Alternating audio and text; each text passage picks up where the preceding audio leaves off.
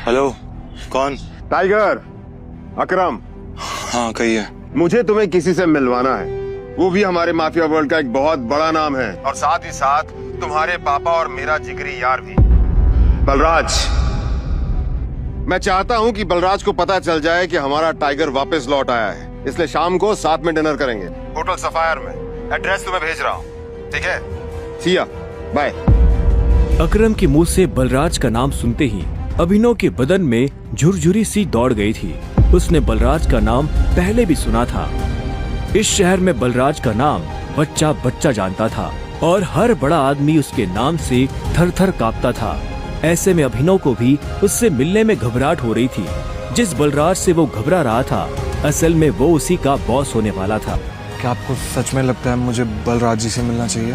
वो अभी तक बलराज के नाम से कांप रहा था। अकरम भी उसकी घबराहट समझ गया था। बलराज जी, सिर्फ बलराज कहो। तुम टाइगर हो यार, और जंगल में सारे जानवर टाइगर के नाम के आगे जी लगाते हैं, लेकिन टाइगर कभी किसी जानवर के नाम के आगे जी नहीं लगाता। चलो शाम को मिलते हैं, बाय। अकरम के मुंह से ये बात सुनते ही अभिनव का कॉन्फिडेंस बढ़ गया था। वो अब उस टाइगर जैसा महसूस कर रहा था जो जू से निकलकर जंगल में आ गया हो।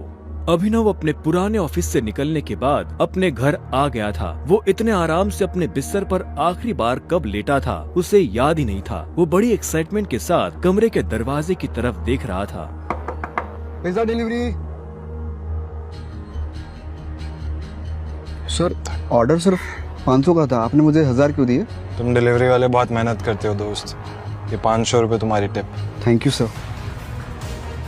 इधर अभिनव उस पिज्जा बॉक्स को ध्यान से देख रहा था। उसे याद नहीं आ रहा था कि उसने आखिरी बार पिज्जा कब खाया था।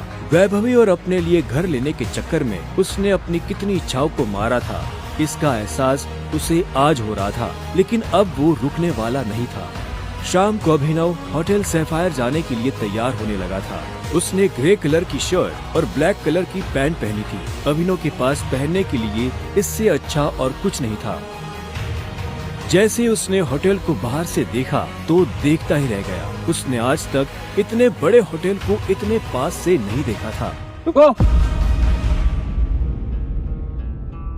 अंदर का जा रहा है? अंदर ही जा रहा हूँ, क्या दिक्कत है? अंदर जाना है तुझे? तुझे क्या लगता है कि मैं तुझे अंदर जाने दूंगा? क्यों नहीं जा सकता मैं अंदर? अभिनव समझ गया था कि चीफ सिक्योरिटी ऑफिसर उसके कपड़े देखकर उसे जज कर रहा था। सुन, मैं तेरे जैसे लोगों को बहुत अच्छे से जानता हूँ। फालतू का तमाशा मत कर, निकल यहाँ से। कैसे जानता है तू मुझे?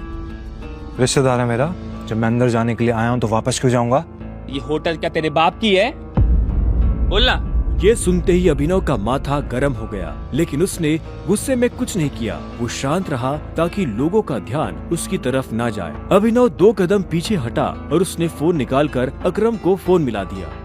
हाँ टाइगर, कहाँ पहुँचे? मैं ये होटल की एंट्री पे हूँ अकरम। हमारा टेबल नंबर क्या है?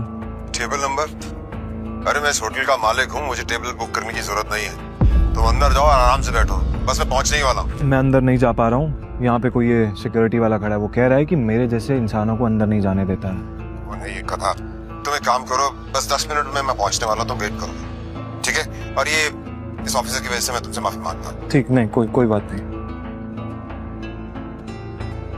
क्यों? बहुत हीरो बन रहा था ना? मैंने कहा था मैं तुझे अंदर जाने नहीं दूंगा। अगर प्रधानमंत्री को भी कॉल करेगा ना तब भी नहीं, समझा? चल निकल यहाँ से। अरे वो देखो, तुम्हारा निठल्ला एक्स। आजा मजे लेते इसके।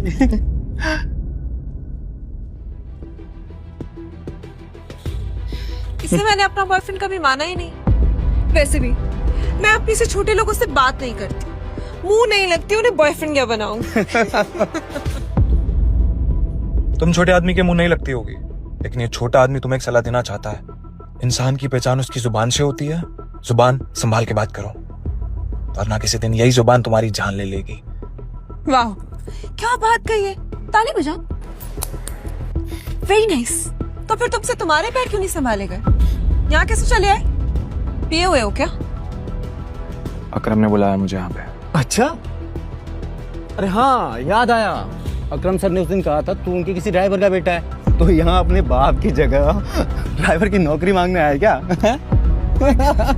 सही है, लेकिन वो रखेंगे नहीं, तेरे जैसे गरीब को वो ड्राइवर भी नहीं रखेंगे। आगे की कहानी जानने के लिए नीचे दिए गए लिंक से डाउनलोड करें पॉकेट FM ऐप।